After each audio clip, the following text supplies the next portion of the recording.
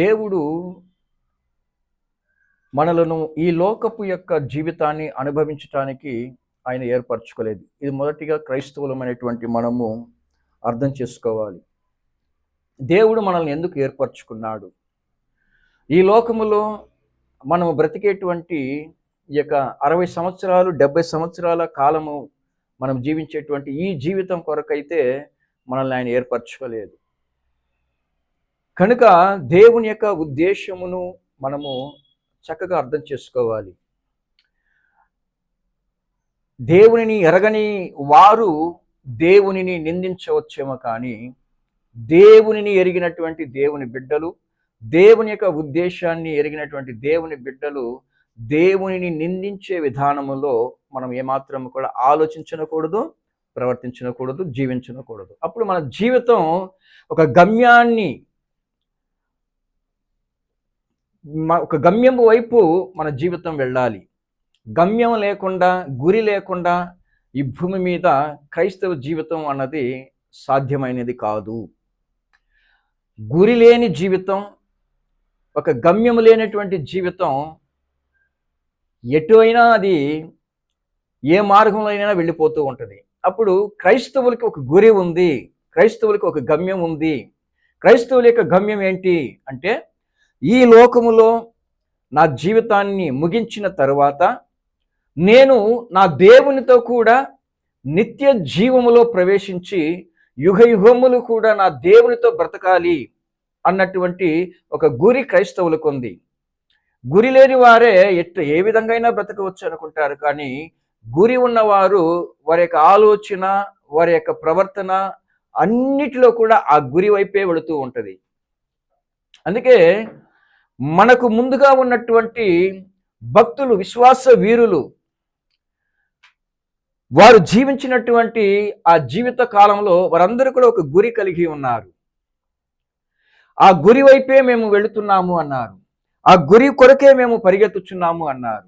కాబట్టి వారికి మాత్రమే కాదు, వారి ద్వారా మనము కూడా నేర్చుకోవలసినటువంటి సంగతుల గురించి వారి యొక్క జీవిత అనుభవంలో వారు మరి నడుచుకున్నటువంటి ఆ యొక్క జీవితాన్ని మనకు నేర్పించారు.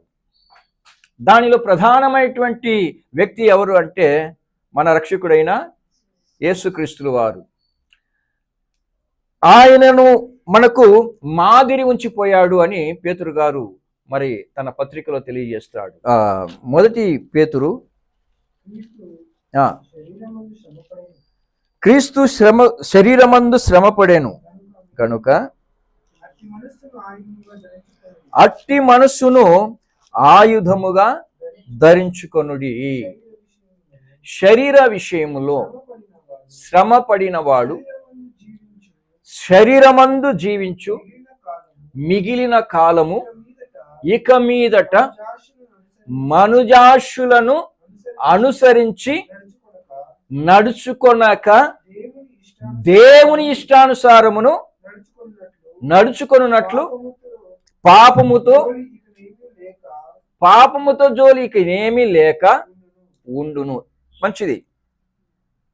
ఇక్కడ క్రీస్తు శరీరమందు శ్రమపడెను గనుక అట్టి మనసుని ఆయుధముగా ధరించుకోవాలి. ఎవరు? నేటి క్రైస్తవులు.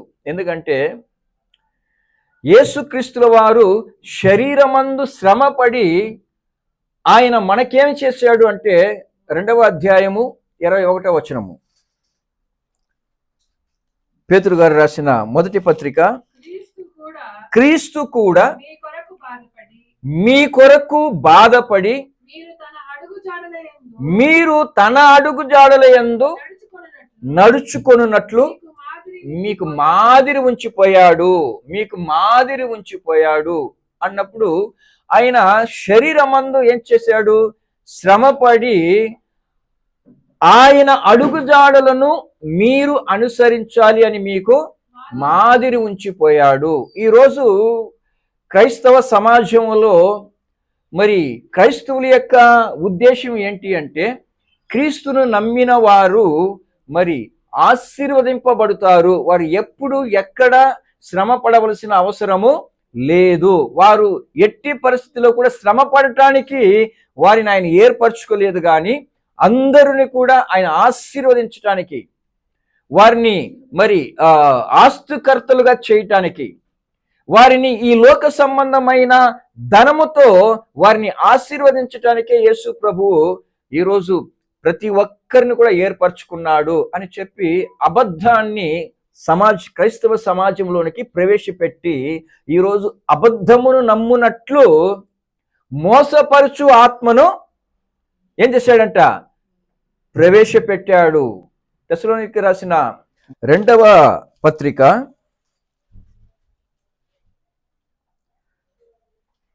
2వ అధ్యాయము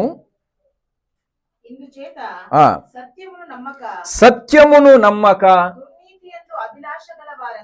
సత్యమునగా ఏంటి? వాక్యము. నీ వాక్యమే సత్యము.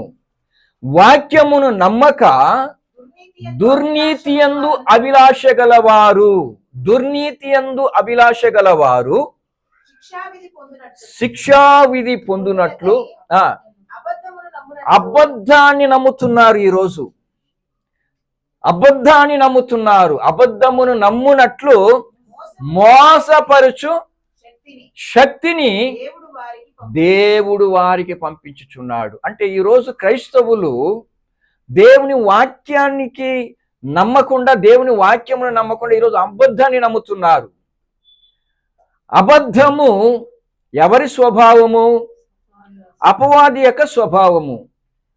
వాడు అబద్ధికుడును అబద్ధమునకు జనకుడునై ఉన్నాడు. అంటే ఈరోజు అబద్ధమును నమ్మునట్లుగా ఈరోజు క్రైస్తవ సమాజం అంతా కూడా దేవుని యొక్క ఉద్దేశమును పక్కన పెట్టి ఈరోజు అబద్ధము వైపు వెళుతున్నారు. ఏంటి అబద్ధము అంటే, దేవుని వాక్యము సెలవిస్తుంది, క్రీస్తు యేసుని ఎవరైతే వెంబడిస్తున్నారో ఆయన ఏ విధంగా అయితే శరీరమందు శ్రమ పడేనో అట్టి మనస్సుని ఆయుధముగా ధరించుకోవాలి క్రైస్తవులు. ఎందుకంటే మనకు ఈ లోకములో పని లేదు. ఈ లోకము మనకి ఏమాత్రము కూడా అవసరం లేదు.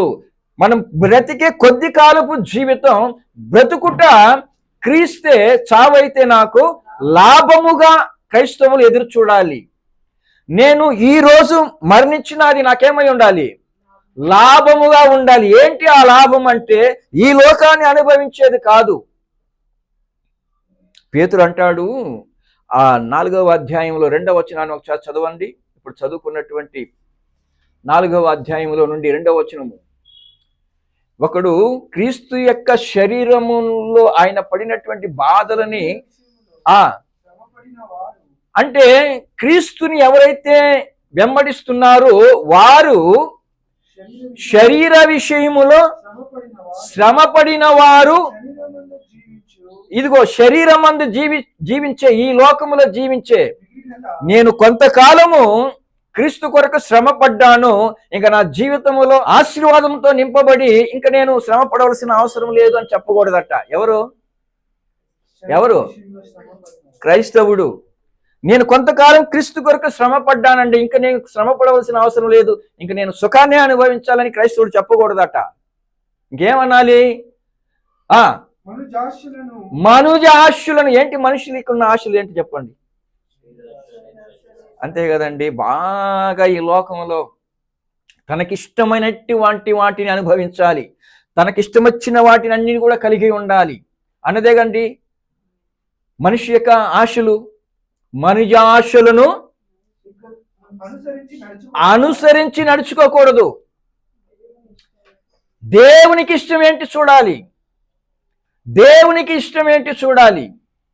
దేవునికి ఇష్టం ఏంటి? మనుషులందరూ రక్షణ పొంది సత్యమును గూర్చిన, అంటే వాక్యమును గూర్చినటువంటి అనుభవ జ్ఞానం కలిగి ఉండాలి. వాక్యంలో అనుభవ జ్ఞానం లేకపోతే అపవాది నిన్ను ఎంత ఈజీగా పడేస్తాడు అంటే, నీవు దేవుని కుమారుడు అయితే ఈ రాళ్ళని రొట్టెలు చేసుకొని తినుము. నీకు వాక్యం తెలియలేదు అనుకో, నువ్వేం చేస్తావో తెలుసా? దేవుడు నాకు అంత గొప్ప శక్తి ఇచ్చాడు తెలుసా సాతానా? నీకేం తెలుసు నా దేవుడి గురించి? నా దేవుడు తలంచుకుంటే అగ్నిని ఆకాశం నుండి కురిపించడానికి శక్తి కలిగిన వాడు. ఏమనుకుంటున్నా? ఇప్పుడు చూడు, ఒక్క క్షణంలో నేను చేసి చూపిస్తా. ఎప్పుడు అంటావో తెలుసా? వాక్యముని గురించి తెలియకపోతే. వాక్యం తెలిసిన వ్యక్తి ఏం చేస్తాడో తెలుసా? మనుషుడు రొట్టె వలన మాత్రమే కాదు, దేవుని నోట నుండి వచ్చి ప్రతి మాట వలన జీవించును. అది వాక్యము. దేవుని యొక్క బిడ్డలు దేవుని వాక్యమును కలిగి ఉండాలి. దేవుని వాక్యము కలిగి ఉన్నప్పుడు అపవాది అబద్ధముతో మిమ్మల్ని ఏమాత్రం కూడా మోసం చేయలేడు. అర్థమవుతుందా? దేవుని యొక్క వాక్యము కలిగిన వారు వాక్యముతోనే వాడికి సమాధానం ఇస్తారు. ఫిలిప్పీ పత్రిక 1వ అధ్యాయము 29వ వచనం చూడండి. మీరు నాయందు చూచినట్టు నాయందు ఉన్నదని మీరిప్పుడు వినుచున్నట్టు పోరాటము మీకును కలిగి ఉన్నందున గుర్తించుకోండి.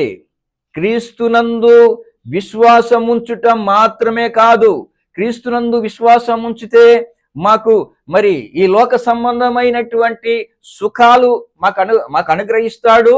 మేము కొంతకాలం శ్రమ పడ్డాము, ఇంకా మేము శ్రమ పడవలసిన అవసరం లేదు అన్నట్టుగా బ్రతకకూడదు. ఏమంటున్నాడు? ఆయన పక్షమున శ్రమ పడుటయు ఆయన పక్షమున మీకు అనుగ్రహింపబడి ఉన్నది. ఏంటి మీకు అనుగ్రహింపబడి ఉన్నది? శ్రమ పడుటయు. ఎందుకంటే ఆయన శరీరమందు శ్రమ పడ్డాడు కనుక ఆయన యొక్క అడుగు జాడులయందు నడుచుకొనవలనని ఆయన మీకు మాదిరి ఉంచిపోయాడు. మీరు ఆయనని విశ్వసించటం మాత్రమే కాదు, కానీ ఆయన పక్షమున మీరేం చేయాలి? శ్రమ పడాలి. అపోస్తుల కార్యములు 14వ అధ్యాయము 22వ వచనం ఏమని సెలవిస్తుంది? అపోస్తుల కార్యములు 14వ అధ్యాయము 22వ వచనం. శిష్యుల మనస్సులను దృఢపరచి మీరు విశ్వాసమందు నిలకడగా ఉండాలి. కష్టాలు వచ్చినా, శ్రమలు వచ్చినా, బాధలు వచ్చినా, ఏమి వచ్చినా మీ విశ్వాసాన్ని ఏ ఒక్కడు కూడా ఏం చేయకూడదు? కదల్చకూడదు. ఇదిగో యేసు ప్రభువుని నమ్ముకుంటే మీ జీవితాల కష్టాలు ఉండవు, మీ జీవితాల బాధలు ఉండవు, మీ జీవితాల శ్రమలు ఉండవు అని చెప్పడానికి ఈరోజు సమాజంలో ఎంతో మంది బయలుదేరి ఉన్నారు. వారి మాటలను మీరు ఏమాత్రము కూడా నమ్మకండి. అయితే మీరేం చేయాలి? విశ్వాసమందు నిలకడగా ఉండాలి. అనేక శ్రమలను అనుభవించి మనము దేవుని రాజ్యములో, గుర్తుపెట్టుకోండి, ఈ లోకములో మీరు సుఖాన్ని అనుభవించేసి మీ ఇష్టానుసారంగా బ్రతికేసి దేవుడు చెప్పిన దానికి విరుద్ధమైనటువంటి ఉపదేశాన్ని నమ్మి, అంటే అబద్ధాన్ని నమ్మి మీరు అదే నిజం అనుకొని ఒకవేళ వెంబడించారో మీరు దేవుని రాజ్యంలోనికి ప్రవేశించలేరు. కాబట్టి మీ విశ్వాసం ఎక్కడ కూడా కదల్చబడకూడదు. ఎందుకంటే దేవుని వాక్యం సెలవిస్తుంది. పౌలు గారు అంటారు, ఆ గలతీయులకు రాసిన పత్రిక ఒకసారి చదువుకుందాం. గలతీయులకు రాసిన పత్రిక 1వ అధ్యాయము 8వ వచనము. మేము మీకు ప్రకటించిన సువార్త గాక.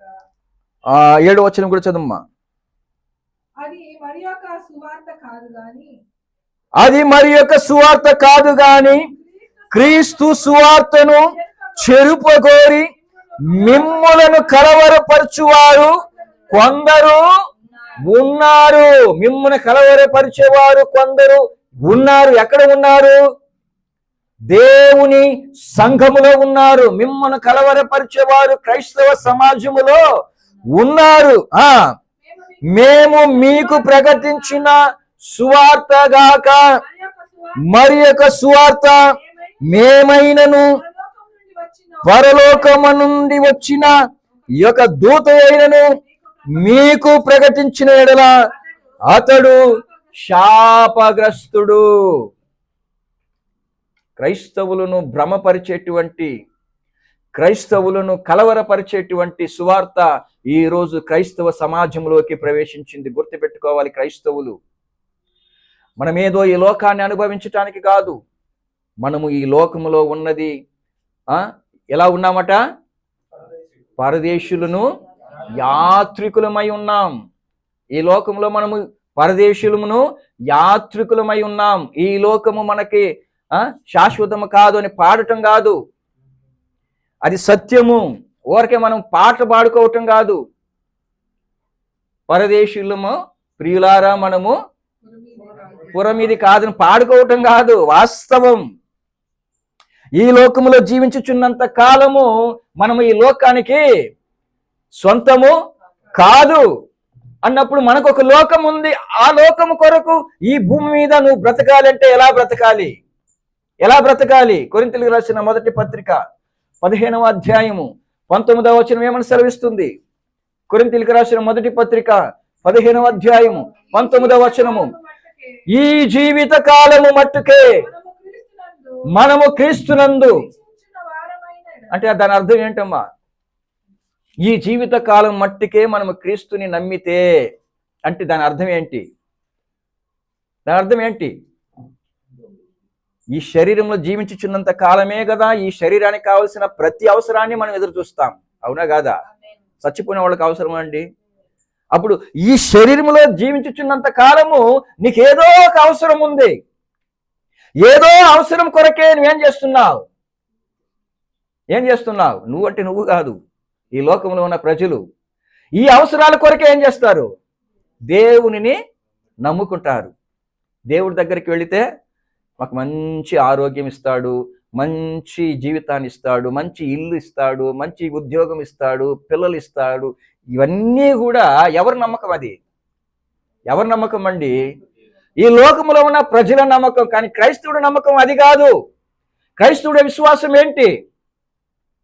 ఇప్పుడే మనం చదువుకున్నాం కదా, ఏమో పౌలు అన్నాడు, నిరీక్షించినట్లయితే. ఇదిగో ఈ రోజు నమ్ముకుంటున్నారు చూడండి యేసు ప్రభువుని. ఆయన దగ్గరికి వెళితే మాకు ఆశీర్వాదాన్ని ఇస్తాడు, ఆయన దగ్గరికి వెళితే మాకు ఐశ్వర్యాన్ని ఇస్తాడని నమ్ముకుంటున్నారు చూడండి ఈరోజు. వాళ్ళకంటే మనం ఎవరమే? చూసారా? అది దౌర్భాగ్యపు జీవితం అండి, అది దౌర్భాగ్యపు జీవితం. మనిషి యొక్క జీవితము ఆవిరి వంటిది అన్నాడు. ఈరోజు ఉంటాం, రేపు కనబడం. అలాంటిది మన జీవితం. ఈ కొద్ది కాలపు జీవితానికి మనం పడే ప్రయాసాలు, మనం పడే కష్టాలు ఏంటండి? ఈ శరీరాన్ని సుఖపెట్టుకోవాలని. కానీ దేవుని యొక్క చిత్తం అది కాదు, దేవుని యొక్క ఆలోచన అది కాదు. అందుకొరకు కాదు నిన్ను నన్ను ఏర్పరచుకున్నది. ఈ భూమి మీద నువ్వు కొద్ది కాలము బ్రతికినా, అది కష్టాలైనా, సమస్యలైనా, బాధలైనా, శ్రమలు ఎవరికి వస్తాయండి? ఇంతకు శ్రమ అంటే ఏంటి? శ్రమ అంటే ఏంటి నేను మిమ్మల్ని అడుగుతున్నా. శ్రమ అంటే ఆహారం లేకపోవటమా? శ్రమ అంటే మనకి ధనం లేకపోవటమా? శ్రమ అంటే ఏంటో తెలుసా? నా దృష్టిలో శ్రమ అంటే ఏంటి అంటే అబద్ధం చెప్పకుండా బ్రతకటమే. నా దృష్టిలో శ్రమ ఏంటి అంటే నోటి నుండి బూతులు మాట్లాడకుండా బ్రతకటం. నా దృష్టిలో శ్రమ ఏంటి అంటే అవతలి వారికి బాధ కలిగించకుండా బ్రతకటం. అర్థమవుతుందా? అది నిజంగా శ్రమ. మనకి మంచి ఇల్లు లేదు, మనకి మంచి ఉద్యోగం లేదు, మనకి మంచి ఆహారం లేదు, అది కాదు శ్రమ. అస్సలైనటువంటి శ్రమ ఏంటంటే నిన్ను వలే నీ పొరుగువాణిని ప్రేమించకపోతే అది నీకు శ్రమ అని ఆలోచించాలి. ఎదుటి వారిని బూతులు మాట్లాడకుండా, ఎదుటి వారి మీద చాడీలు చెప్పకుండా, ఎదుటి వారి మీద అబద్ధ సాక్ష్యము పలకుండా, ఎదుటి వారిని నాశనాన్ని కోరుకుంటూ మనము బాగుండాలని కోరుకునే ప్రతి ఒక్క జీవితం కూడా అది శ్రమతో కూడినటువంటి జీవితం. అలా బ్రతకాలి అంటున్నాడు దేవుడు. అలా బ్రతకగలగాలి. మిగిలినవన్నీ తర్వాత. నీకు బేసిక్గా నువ్వు బ్రతకాల్సింది ఏంటో తెలుసా? ఎదుటి వ్యక్తి నీ ద్వారా నష్టము పొందకుండా నువ్వు చూసుకోవాలి. అది నిజమైనటువంటి శ్రమ. ఆ శ్రమలో యేసు ప్రభు ఒక్క విషయంలో కూడా ఆయన మీద నేరం మోపటానికి ఏ మనుషుడు కూడా సరిపోడు. కాబట్టి నువ్వు ఆయన నమ్ముకున్నావు అంటే, ఆయనను వెంబడిస్తున్నావు అంటే, ఆయన నీ రక్షకుడని నీవు నిజంగా నమ్మినావు అంటే నువ్వేం చేయాలో తెలుసా? ఈ జీవిత కాలములో శ్రమ పడుటయే గొప్ప భాగ్యముగా ఎంచుకోవాలి. తన జీవితంలో ఐశ్వర్యం ఉంది, పదవి ఉంది, తన జీవితంలో ఒక రాజకుమారుడిగా తన జీవితాన్ని ప్రారంభించాడు. ఎవరండి? మోషే గారండి. తన జీవితంలో ఒక రాజకుమారుడిగా తన జీవితాన్ని ప్రారంభించాడు. ఒక సమయం వచ్చినప్పుడు తెలుసుకున్నాడు, నేను ఈ సుఖాన్ని అనుభవించటానికి కాదు దేవుడు నన్ను ఏర్పరచుకున్నది, ఈ సుఖాన్ని అనుభవించటానికి కాదు దేవుడు నన్ను తల్లి గర్భంలో నుండే నన్ను ఏర్పరచుకున్నది, ఈ సుఖాన్ని అనుభవించడానికి కాదు. మరి ఎందుకు? 11వ అధ్యాయం హెబ్రీయులకు రాసిన పత్రిక 24వ వచనము. హెబ్రీయులకు రాసిన పత్రిక 11వ అధ్యాయము 24వ వచనం. మోషే పెద్దవాడైనప్పుడు విశ్వాసమును బట్టి, ఏంటండి, ఎవరైనా ఇంకా కావాలనుకుంటారు కానీ ఎవరైనా విడిచిపెట్టి వచ్చేస్తారా అండి? విడిచిపెట్టి వస్తారా? విడిచిపెట్టి రావాల్సిన వాడు క్రైస్తవుడు మాత్రమే. ఈ లోకంలో సమస్తాన్ని కూడా విడిచిపెట్టి రావాల్సిన వాడు క్రైస్తవుడు మాత్రమే. అంటే కొంతకాలము క్రీస్తు కొరకు అన్ని విడిచిపెట్టి మరలా పొందుకోవాలని ఇష్టపడకూడదు. అది క్రైస్తవుడి యొక్క లక్షణం కాదు. అదే ఆ మాటని పేతురు గారు మనం ఇందాక చదువుకున్నాం. 4వ అధ్యాయం 2వ వచనంలో ఏమన్నాడు? ఇక మీదట, ఇంతవరకు నేను శ్రమ పడ్డాను, ఇక మీదట మనుజాశులను అనుసరించి నడుచుకోకూడదు. మోషే గారు తన జీవితంలో ఒక రాజకుమారుడిగా తన జీవితాన్ని ప్రారంభించాడు. ఎప్పుడైతే దేవుని వలన ఏర్పరచుకున్నాడో తనకు అర్థమైపోయింది, నేను జీవించాల్సింది ఈ లోకాన్ని గురించి కాదు, ఈ లోకపు ఆశల గురించి కాదు, ఈ లోక సంబంధమైన సంతోషం కొరకు కాదు. ఎందుకొరకు బ్రతకాలి? క్రీస్తు విషయమైన నింద గొప్ప భాగ్యమని ఎంచుకొని, ఇదంతా కూడా అల్పకాలపు పాపపు భోగం, దీనిని అనుభవించుట కంటే దేవుని ప్రజలతో శ్రమ అనుభవించుట మేలని యోచించి పరో కుమార్తె యొక్క కుమారుడని అనిపించుకొనుటకు ఒప్పుకోలేదండి. ఏలయనగా అతడు ప్రతిఫలముగా కలుగబోవు బహుమానమందు దృష్టి ఉంచాడండి. ఈ లోకపు ధనముని గురించి కాదండి ఆయన యొక్క దృష్టి, ఈ లోకపు సంతోషాన్ని గురించి కాదు. ఈరోజు ఏ క్రైస్తవుడినా మీ దగ్గరకు వచ్చి యేసు ప్రభు మిమ్మల్ని ఆశీర్వదించడానికి ఏర్పరచుకున్నాడంటే మీరు చెప్పండి, నువ్వు ఒక అబద్ధికుడు అని చెప్పండి. వాక్యము సత్యం అండి, దేవుడు చెప్పిన మాట సత్యం. ఏ మనుషుడు కూడా సత్యవంతుడు కాదు. మనుషులందరూ కూడా, రోమిలికి రాసిన పత్రిక 3వ అధ్యాయము 4వ వచనం చదవండి. నీ మాటలలో నీవు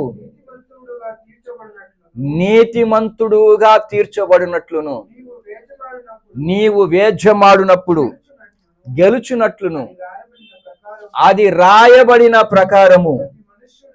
గుర్తించుకోండి, ఈ లోకంలో ఎంత గొప్ప పరిశుద్ధుడని అనుకోనండి, వాళ్ళ దృష్టిలో ఎంత గొప్ప పరిశుద్ధుడని అనిపించుకోవనండి, వాళ్ళు ఎలాంటి గొప్ప దైవజనులని అనిపించుకోనండి.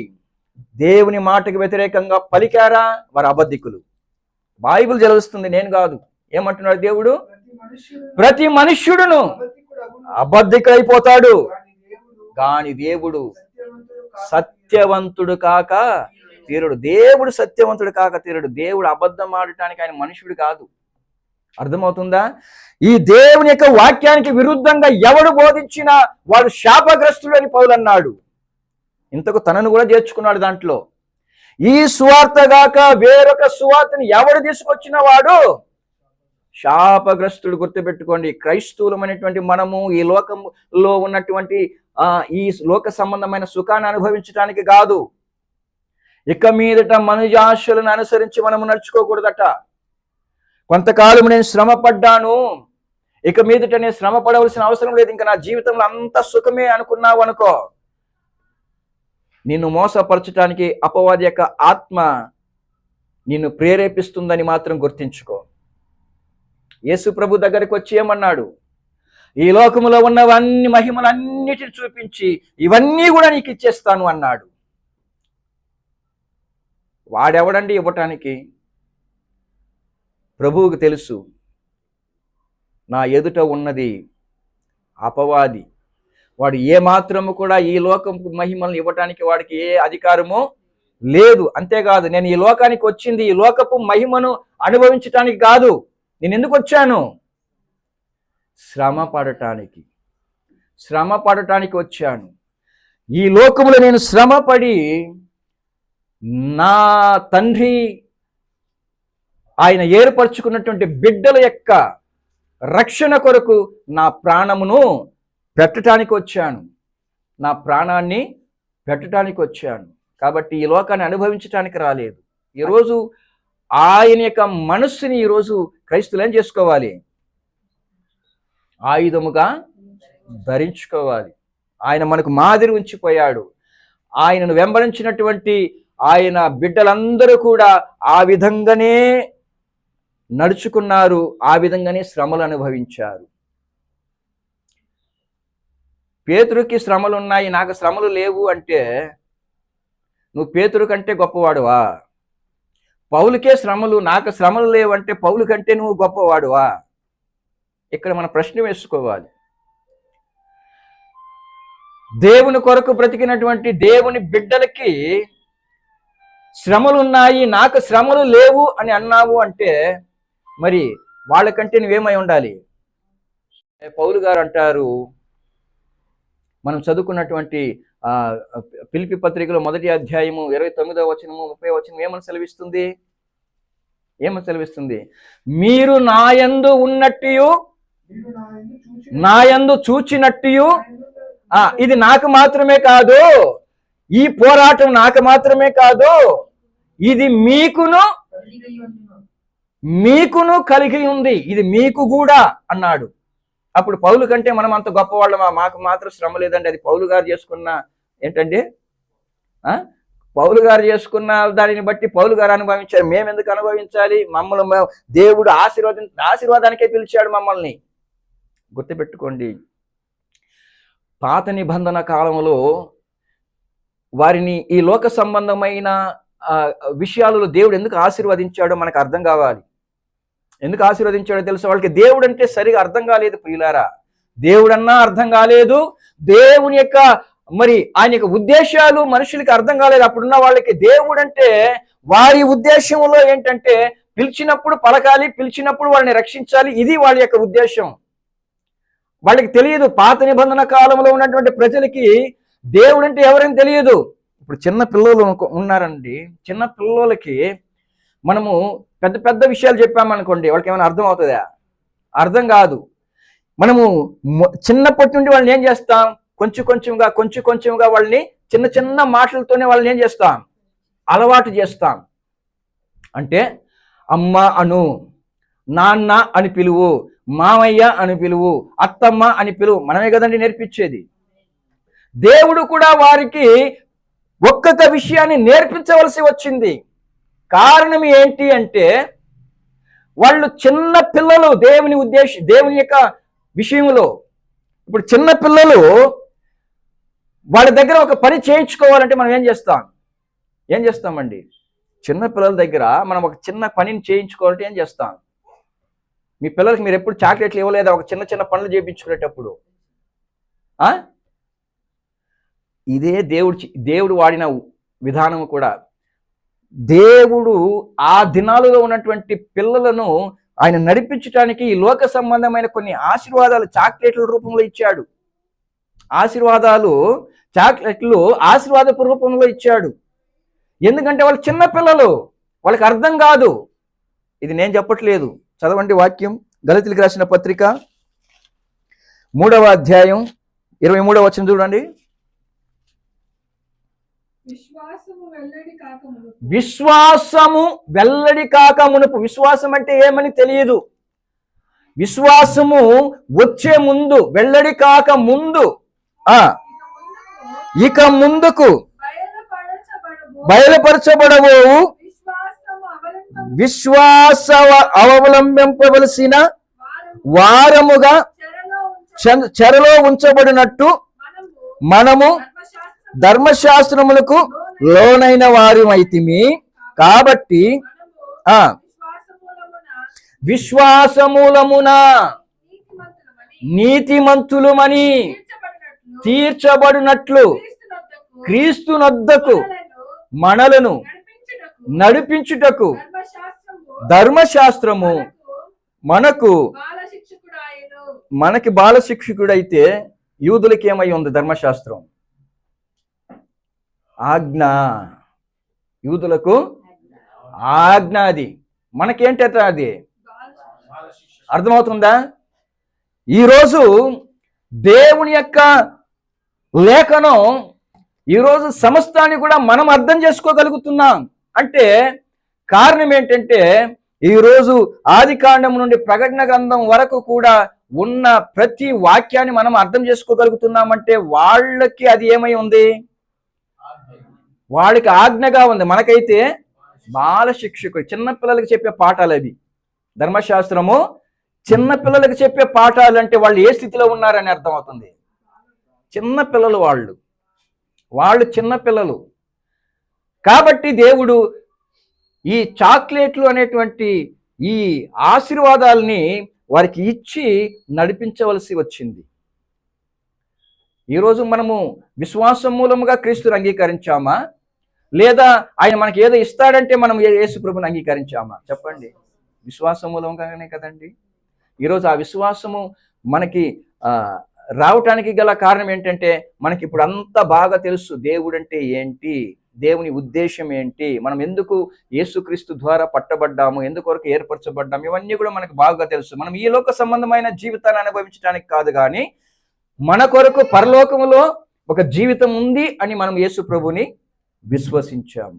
కనుక క్రైస్తవ జీవితము అన్నది ఈ లోక సంబంధమైన ఆశీర్వాదాలని అనుభవించడానికి కాదు, ఈ లోకంలో శ్రమలను అనుభవించటానికి. శ్రమలు అనగానే మీ యొక్క ఊహ వేరెక్కడో ఉండవలసిన అవసరం లేదు. శ్రమలు అనగా వీలైనంత వరకు మనము ఒకరికి ఒకరము అబద్ధము చెప్పుకొనక, ఒకరిని ఒకరము మనము బూతులు మాట్లాడుకొనక, ఒకరిని గురించి ఒకరి మీద అబద్ధపు సాక్ష్యాలు పలకక, వీలైనంత వరకు ఉన్నదాన్ని బట్టి సంతృప్తి కలిగి ధనాపేక్ష లేకుండా ఈ భూమి మీద జీవించటమే మనము శ్రమలను అనుభవించడానికి సాదృశ్యం. అర్థమవుతుందా? మనం ఏదో ఆశపడి అది రాలేదు కాబట్టి నాకు శ్రమ అనకండి. దాని కొరకు దేవుడు మనం పిలవలేదు. అందుకే మనం చదువుకున్న ఆ మొదటి కొరింథీయుల పత్రిక 15:19 ఏమని సెలవిచ్చింది?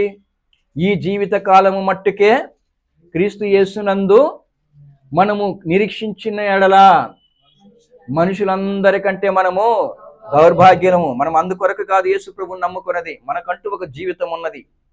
ఆ జీవితం ఎక్కడ కాదు, పరలోకమందు ఉన్నది. దాని కొరకు మనం ఎదురు చూస్తూ ఉన్నాం. దాని కొరకు మనం ఎదురు చూడాలి కూడా. అర్థమవుతుందా? కాబట్టి వీలైనంత వరకు మనుష్యుల యొక్క మాయపు మాటలు, కలవరపరిచే మాటలు నమ్మకండి. అది అబద్ధము నమ్మేలా చేసేటువంటి మాటలు. అది యేసు ప్రభుకు తెలుసు, వాడు అబద్ధికుడు, అబద్ధానికి జనకుడు. కాబట్టి ఇవన్నీ వీడి కాదు, నేను వచ్చింది ఈ లోకంలో వీటిని అనుభవించడానికి కాదు, శ్రమలను అనుభవించడానికి. క్రైస్తవులు అటువంటి ఆలోచనతో బ్రతకాలనేది దేవుని యొక్క చిత్తం.